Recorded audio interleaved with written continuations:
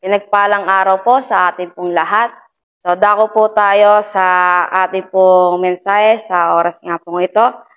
Sabi nga po dito sa ating scripture, 1 Corinthians chapter 13 verse 11 to 13. At ngayon, ang tatlong ito ay nananatili, pananampalataya, pag-asa, at pag-ibig. Ngunit ang pinakadakila sa mga ito ay ang pag-ibig. So, ang title po natin ngayon, ang pinakadakilang regalo. So, sabi nga dito sa introduction, ang utak ay naglalaman ng walang katapusang mga hiwaga ng Diyos.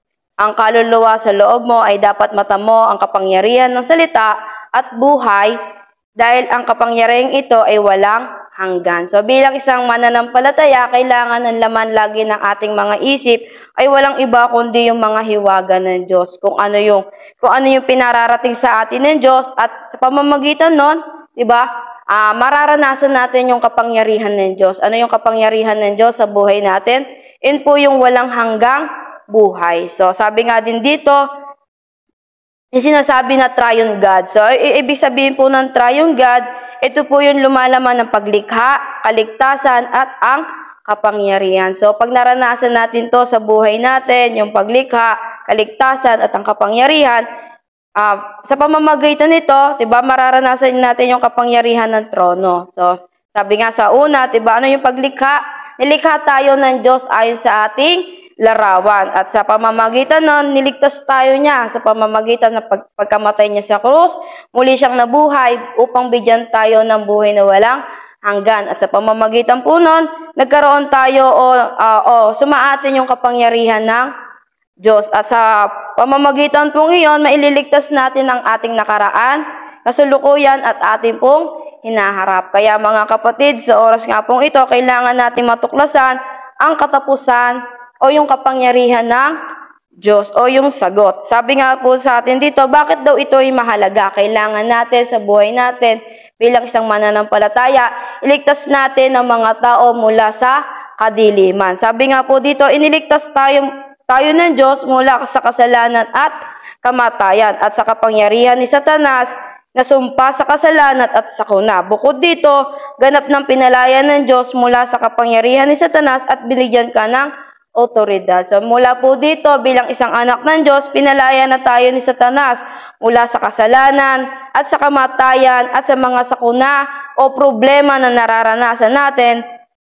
At mula dito, bilang isang anak ng Diyos, binigyan po tayo ng authority upang wasakin po ang gawa ni Satanas. Sabi naman po sa number 2, iniligtas tayo sa isa pang dilim. So ano po sabi doon? Simula ngayon, kailangan mong iligtas ang mga namatay sa kadiliman. Ano po sinasabi doon? Saan kadiliman? Kagaya nga sa Genesis chapter 3, 6 and 11, niligtas tayo doon ng Diyos dahil ang tao nahulog sa frame. Ano po yung ibig sabihin ng frame? Nahulog ang tao sa, halimbawa, sa shamanism, manghuhula, at sa mga hindi tunay na Diyos at naagaw ang tao sa anim na kalalagayan ng tao. Pero sabi nga ng Diyos, pinangako sa atin ng Diyos na binigyan tayo ng kalakasan ng Diyos.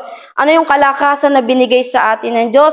Walang iba kundi yung kanyang pagmamahal. Kaya mga kapatid, sa oras na ito, kailangan natin maranasan sa buhay natin kung gaanong minamahal tayo ng Diyos. Kaya nga, ano ba yung pangako niya sa atin? Diba? Siya ay napako, namatay, diba? At binigyan tayo ng buhay na walang hanggan. Ayun po yung totoong pagmamahal ng Diyos para sa isang tao. At sabi nga po din dito, diba? Ano yung mararamdaman natin? Ano yung mararamdaman ng isang mananampalataya o bilang isang ligtas?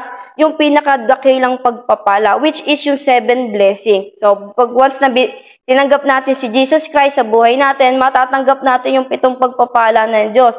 Tayo daw ay tuturingin niyang bilang isang anak ng Diyos. At ayun po yung pinakamahalagang regalo na ibinigay sa atin ng Diyos, na which is na kailangan nating panghawakan sa ating nga pong mga buhay. So, bilang isang conclusion, mula ngayon, sa pamamagitan ng panalangin, kailangan mong magtayo ng isang altar upang makakuha ng spiritual na lakas. Sabi nga po sa ating conclusion, diba?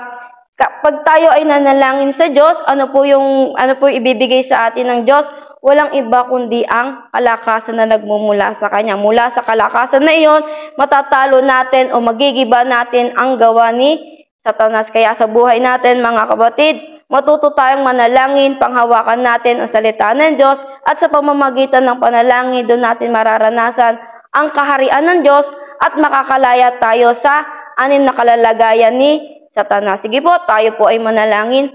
Amang banal, Diyos na makapangyarihan nga po sa lahat, maraming nga po salamat, Panginoon, sa oras nga pong ito nawa, Lord, sa buhay nga po namin, Panginoon. Maraming salamat po at pinalaya mo kami, Panginoon, sa anim na kalalagayan at binigay mo sa amin, Panginoon, ang greatest gift, Panginoon, na dapat ay sa amin, Panginoon, which is na maging anak mo kami, Panginoon Jesus. Maraming nga po salamat.